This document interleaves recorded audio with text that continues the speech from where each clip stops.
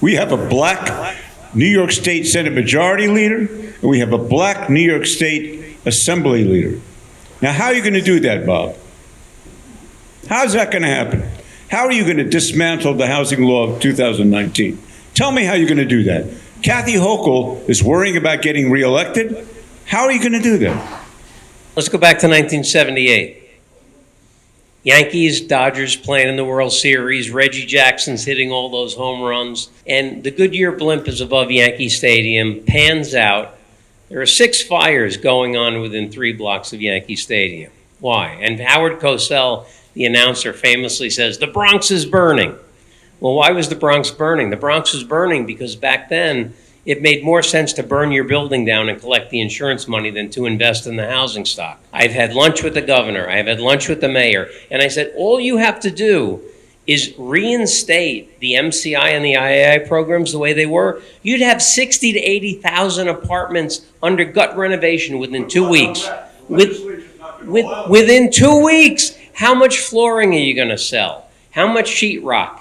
How many sinks, bathtubs, toilets, refrigerators, stoves? How many jobs are you going to create? How much revenue are going to generate from taxes? How economically stimulative would that be? This is a no-brainer from my perspective. 10 years from now, when the condition of this housing, when our dilapidation rate gets back to 14% because nobody has incentive to invest $1 in the housing stock, and people say to their local council, "Hey, my building's falling apart. What the heck is happening?" You say, "Oh, I'm sorry. I made the rules such that nobody's going to invest in your building, because I figured by the time the building really gets crappy, I'm going to be out of office, so what do I care?" Elliot Spitzer is a friend of mine, and he told me a story when Atlantic Yards was rezoned. That's the area around Barclays Center.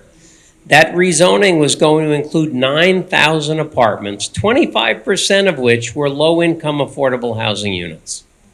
The local council person, who I won't mention by name because she's still very, very actively involved as a politician in New York, but the local council person at the time voted against the rezoning.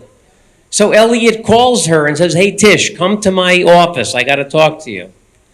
And says, "How could you possibly vote against this? You're going to have 9,000 new apartments in your district, 2,400 affordable units. How could you do that?" She said, "Governor, I'll tell you why. Because in my city council race, only 7,400 people voted in the last election. You're talking about bringing 25,000 people into my district that don't know me and might not vote for me." Our politicians care more about getting reelected than about serving their constituents.